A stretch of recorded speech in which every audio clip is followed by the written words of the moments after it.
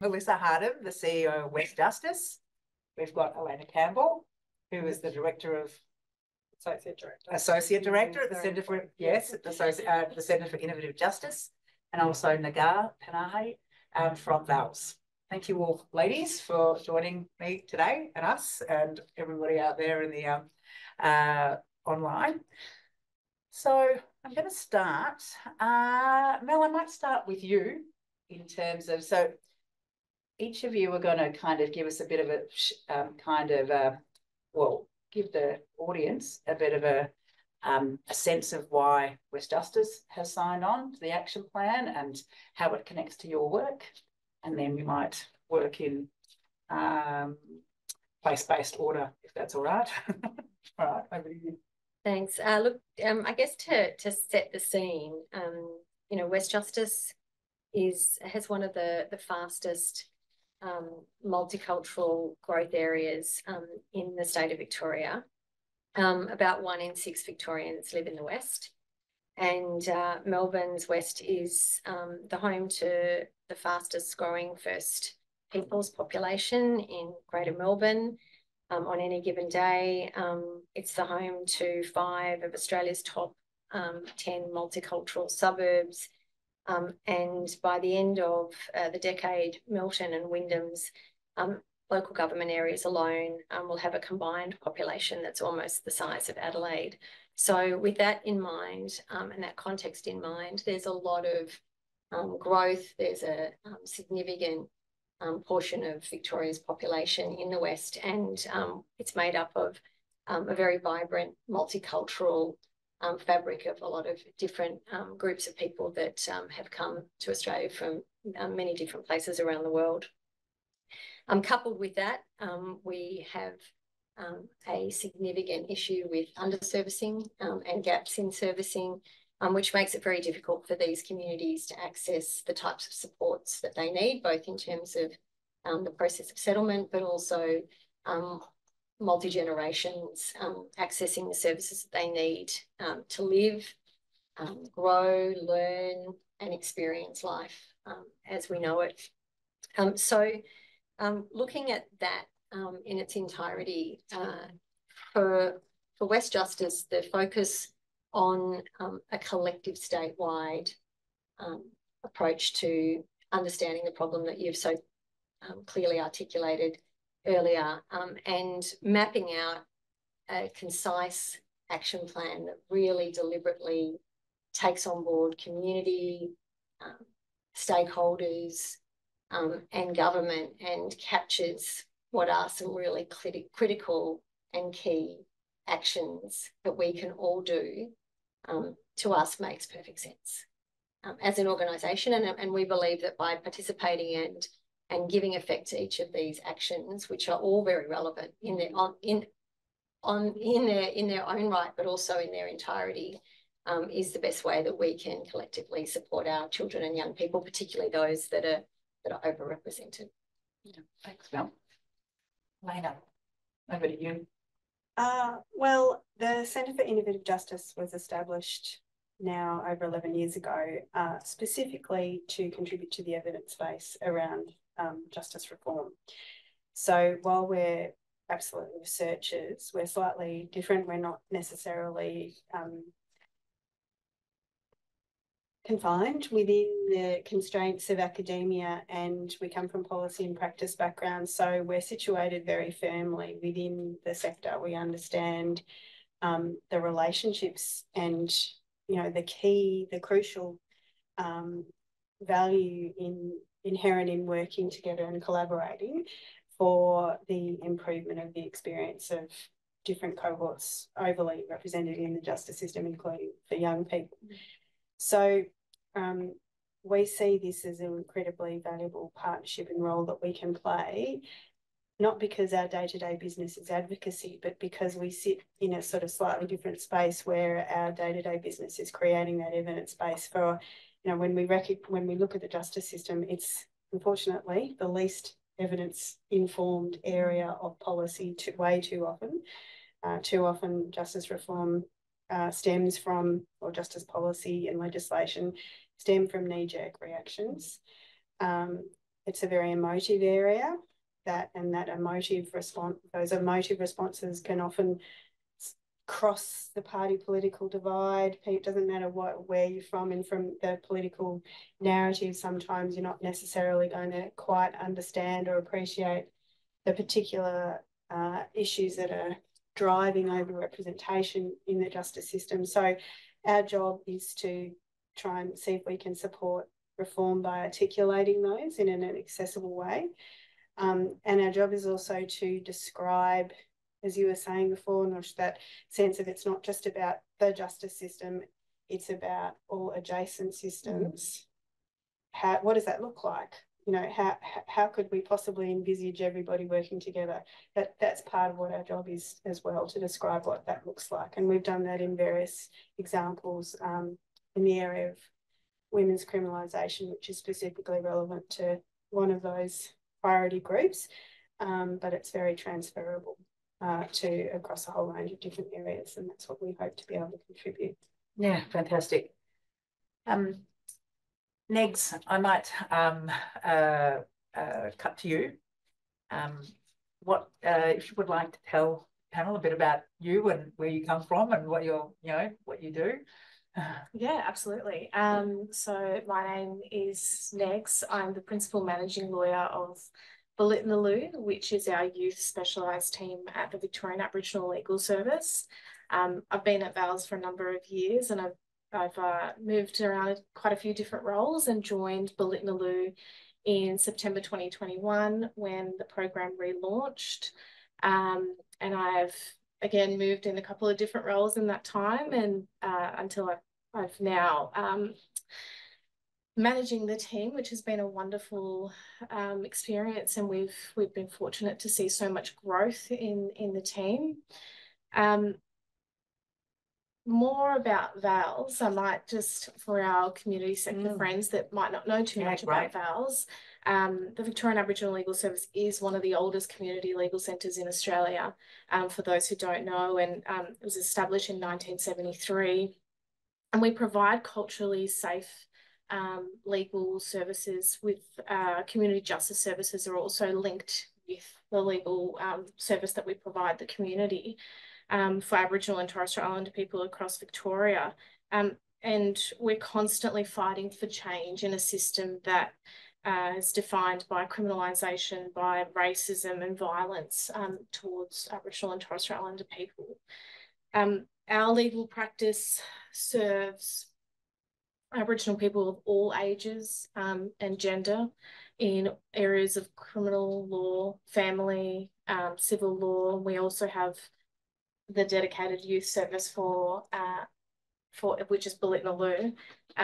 In addition to our cases that we the legal service that we provide in terms of casework, we've also got a 24-hour line that it's 24/7 that we provide, that is serviced by our criminal practice, and it's backed up with strong community-based role of our CSOs.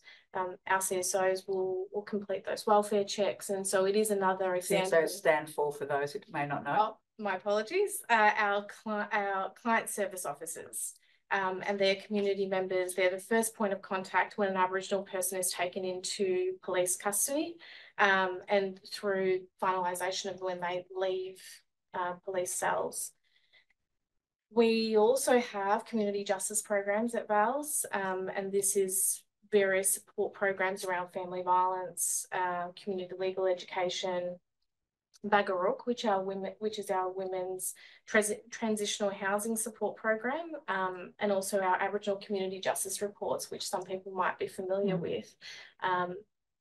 And you know, I think it's important to note that VALS was founded because of discrimination against Aboriginal and Torres Strait Islander people and the experiences that they have every day coming into contact with the legal system. And it's unfortunate that this continues, and Aboriginal people are overrepresented in the system and the legal system as a whole, so not just the criminal justice system, but also throughout the child protection system as well. You know, over-police, over-incarcerated, and also the sad reality is that they are dying in custody from preventable causes. Aboriginal people who end up having contact with the legal system have almost always been failed by the government and society many times before they end up in the legal system. And they're more likely, like I said, to have contact with child protection system, and more likely to be expelled from school, and more likely to have untreated health conditions. And that's because we see it firsthand every day that Aboriginal people do face racism and experience racism from all systems. So it's not necessarily just the legal systems, but also day-to-day life as well. And the education system and health system is certainly not excluded from that list. And I guess we're here today with a particular focus on children, and the overrepresentation of young children. And at the top of your list was Aboriginal and Torres Strait Islander young children. And it's clear from the statistics that we get from court, that we get from youth justice, that we get from custody, there continues to be an overrepresentation. And we've seen a lot of success with Bulitnaloo and the impact that our program has made, looking at young people and their community that supports the young person through a different lens. And that in itself, I think, really speaks to the action plan that we're here to talk about today. And, you know, we can certainly continue on the great work. Our Bullet program, we have our lawyers that are youth specialised lawyers. It's very much their bread and butter. We know we don't just dabble in a little bit of this and dabble in a bit of that. We are solely focused on young people and children. And we also have our Aboriginal community engagement workers that work alongside the lawyers to make sure that all those non-legal needs that we see through research, that we see that come up as a priority in our action plan, that we take those steps to address those non-legal needs. Because the reality is, if we just look at the legal matters and the charges that are before the court, we'll end up in the same spot. And we've said it time and time again, we can't do this alone. And I think this is why this conversation with the community sector and this conversation with others who have worked on this project for such a long time, all of the organisations working together, it's so important. We really can't do it alone, and we've said it from the outset. But yeah, so maybe I'll leave it there. No, beautiful. We might come back to you, I guess. Well, I think, well, it makes, so you've kind of foreshadowed or paved the way about why collaboration makes sense, because VALs can't do it alone. No. And ACOs can't do it alone. And that also, certainly as a kind of from a mainstream organisation perspective, it just continues to, I find striking, but also not surprising, of the commonalities. You know, there are unique experiences for First Nations Victorians, but then also things that they hold in common in terms of what the system does to First Nations Victorians, along with kids in residential care, non-First Nations kids in residential care, noting the significant overrepresentation there itself, as well as 18 to 25-year-olds, young Aboriginal girls with complex needs. And so that, and it made so much sense, certainly for the working group's perspective, to try and set about looking at what is in common amongst these cohorts as opposed to what is unique, because we thought maybe that's the missing piece. That is why, despite all of the work and effort over all these years that we continue to do, we are not, overrepresentation continues, and we are not able to make the impact that we want to. And so hopefully that is what this action plan helps us, you know, kind of enables us to change course in relation to. Yeah, absolutely. I just want to add with just on this, while we're on this topic, it's so important though that when we're talking about Aboriginal children and young people, and ACO's involvement, is that any decision that is made about the community is led by the community as well. Absolutely. And one of the number one ask in the action plan is a framework.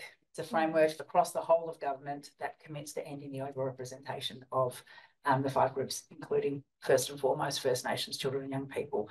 And it is predicated, or it has 5 key principles that it kind of seeks that every decision that kind of contributes to the achievement of the framework, and they are Aboriginal self-determination, acting in the best interests of children and young people, youth participation in the decisions that affect them, and also that children in Victoria, including these young people who are overrepresented in the criminal justice system, have a right to thrive. They have a right to develop and be the best Victorian kids and young people that they can be. And so I think it's a really important point, because the point of the action plan is to really enable self-determination, and do whatever we can to really be held to account and actually genuinely make the decisions that we need to make to be able to, see self-determination take place. Elena, you talked about the evidence-based approach to ending overrepresentation, and you talked about, so in our action plan, there's reference to, for example, the Piper report. And also there's so many other projects that you work on. Why did you feel that signing on to the action plan was an important thing from a CRJ perspective? Because I think it's really important for research to be in and a key part of the conversation, and for us all to be seeing the links between practice and evidence-based, so both in terms of evidence informing practice and evidence informing advocacy, and in turn practice experience and advocacy experiencing informing where we should be prioritising our research efforts.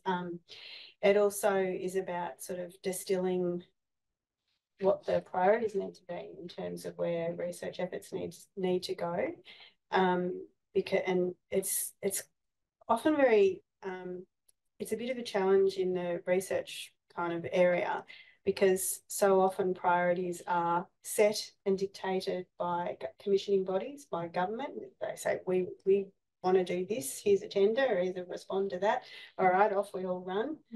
Governments have dictated what that should look like, the timeframes in which it should occur, which are invariably run completely counter to processes of self-determination or appropriate community consultation. Often there are sort of some assumptions made. When you think about the way all of our systems are designed, they're designed from a very kind of position of very narrow focus, experience and privilege, and designed ultimately, or they default to at least, the benefit of the system. So without being in the mix and being part of the action plan, it's easier to succumb to just responding rather than being proactive and trying to be part of a collaboration that's setting the pace and setting the tone and saying, this is the priority, and the priority is, in this case, a framework which works across the system, which understand that, in particular, not just, but particularly most front and centre experiences of trauma run through all of the cohorts identified and young people brought into contact with the justice system generally. How are we recognising that in a way that is not just ad-lived experience and stir, which is so often increasingly the case in kind of government commission work, or ad consultation or co-design and stir. They're just we want to think about how do we design processes, whether it's reform, whether it's advocacy, whether it's research, in a way that will kind of not only get us where we want to go, but be experienced as really meaningful and genuine processes as we're working there. And you referenced that sort of question of, is it just us? That's part of what research also does, is we think about how we do things and what a process is. We have to go through ethics approval. We have to consider at the beginning all of the questions and all of every step that we take, we have to work it out at the beginning. And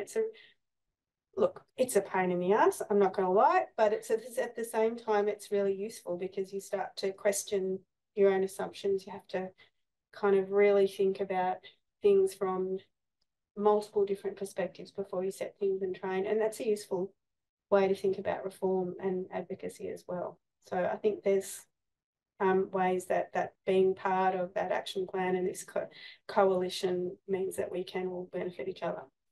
So it's a really interesting point you make, because one of the things, like, so the action plan, the first ask is a framework, that government introduced this framework, but we know that government, it takes time to be able to kind of miraculously invent this framework overnight. So I guess the question for us in the sector is what, you know, talking about the levers that we have at our immediate disposal and talking about research questions,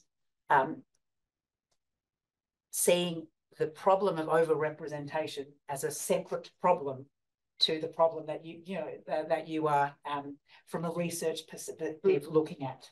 And so typically, and one of the other reasons that kind of led to us looking at the action plan and the problem from the perspective that we did is that two things that kind of generally the number of young people in the criminal justice system has steadily declined over the years, but what hasn't declined and what has become almost concretised is the fact that these 5 cohorts remain, you know, chronically overrepresented.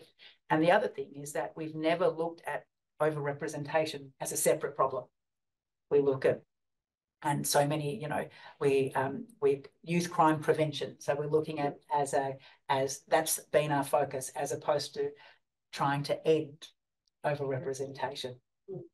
And so I guess obviously no pressure, but from a research perspective, I guess the ideal and what the action plan calls for would be that you'd be looking at that phenomenon in the research that you're in the research. Yeah. And the other thing that's important to do is, I think we flagged this, you know, as well in terms of where young people are overrepresented, and First Nations people are overrepresented, not just in criminal justice systems. So, you know, you talked about reference the PIVA research, which looked at the legal response to young people's use of violence at home, which we know is, you know, almost always driven by their own experiences of harm. And one of the reasons that I pursued it is because even though I saw that, you know, the Royal Commission into family violence addressed the issue, what was left alone was this assumption that an intervention order imposed on a young person was inherently a good thing, would inherently equate to safety. What that meant is actually this invisible kind of cohort of young people being subject to an intervention order, which may invariably lead to criminalisation, but at the same time, it's leading to a whole lot of other harm. So it's also about sort of flushing out those assumptions that we make across our system about what is actually beneficial, what is actually about safety, where are those other pockets of overrepresentation coming up that actually can link together. And that's where, you know, you mentioned that intersection, you know, young people with disability, particularly cognitive impairment, intellectual disability, are overrepresented in turn in that group. So it's about flushing out where does overrepresentation actually appear, even in places where we don't think that we're looking for it.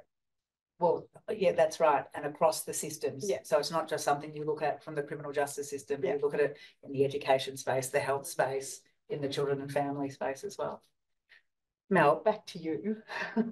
Like a talk show host. But in terms of, you're the CEO of a very large community legal sector, and we kind of at WEstjustice deliver services, legal services across a whole range of different areas. Like, what does the action plan mean for you when thinking about it from that whole of service and program perspective of that is WEstjustice? The focus for WEstjustice for many years has been through our interactions with our clients and particularly our specific groups that we work with very deliberately, which includes children and young people. We see over somewhere between 2,000 and 3,000 clients a year, and that evidence of the client experience informs WEstjustice and our work with our other community partners with what is the critical issues that we're seeing, what is the evidence telling us about the client experience, and more often than not, it takes us to the causes of the causes. So what's sitting behind the interface with the criminal or civil justice systems? Where is the disengagement with education? Where is the lack of opportunity in the employment sector? What are those experiences for children and their families? And how can we look at problems such as homelessness, housing and housing insecurity? And what impact does that then have as the flow on to that person's reality and their family's reality and their community's reality? So I guess on the face of it, we're a community legal centre and focusing on human rights, but the reality is that these days we are embedded in the community with our partners, trying to learn more about how to create that holistic response to the causes that bring about those circumstances in the first instance. From that, what we do know, and to your point, is that it's not really the government's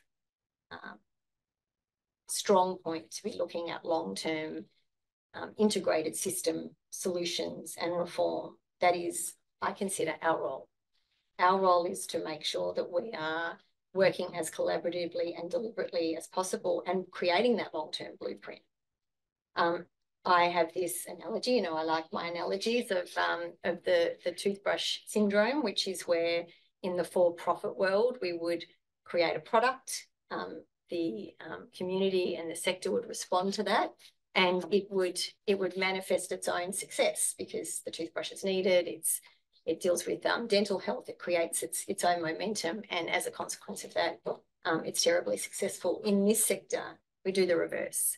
There's an incredibly successful, well thought out, collaborative solution to a problem, and we give it 1 or 2 years to evidence itself. And even if it is stunningly successful, we pull it off the shelf. And then we wait, and then 2 or 3 years later, when all that funding's drained and all those human resources are taken away from the project and all those clients and communities are no longer benefiting from that incredibly important initiative, we then rebrand it, reintroduce it, and put all the money back in and reinvest it. And it is not in the best interest of the humans that we try and put at the centre of that experience. And it's not even sensible to government because it just sucks costs out of a system that could produce much better outcomes and puts it in the pointy end of the crisis model. So we need to reinvest that money into the causes of the causes, and we need to create that blueprint as a community sector. And I guess that's where I think our advocacy at WEstjustice will be at its strongest, to be able to create that whole of community response with this sector, create the blueprints like these actions, these 6 really important critical actions, and deliver on those and persuade government to join in the way that they can, in the silos and the structures that they have, to invite them to be a part of it in the best way they can. I might thanks, Val. Might follow up. This might be I think we need to wrap up the panel session, so I might kind of ask you this final question. Systems change. When often you say that, people look at you going, "What are you talking about?" Right? What does it kind of set it out? But I guess for the viewers and people kind of who are important, our kind of sector colleagues, what does it mean to you, and also how does it connect to the work that we're doing in the West? I'm glad you asked that question. So I just want to explain, I guess, a really exciting opportunity that WEstjustice has to invest in Target Zero, which is, I guess, our attempt at that whole system reform. But it's through, that true version of collaboration that we speak of, and Target Zero is a different way of thinking about a solution. It's designing out the problem and moving towards a target that's very achievable and addresses these issues that we're talking about, which is the overrepresented young people that we see every day in the West and throughout Victoria. So by looking at the problem differently, by working out all the moving parts and all the people and all the community services that need to be involved in the solution, give ourselves the space, 10 years to work toward that target, and start with all that really deep engagement that's that you and Jamal from CMY and all the critical partners that have signed on to Target Zero are prepared to do, and then come up with that 10-year plan, which then creates that opportunity for everyone, including government, to sign on to. And if we don't do it through that whole all of community system reform, then arguably we're just doing that a bit better. Thank you. On that note, Negs, Elena, Mel, thanks so much for joining us this afternoon, and we might close the panel. Thanks very much.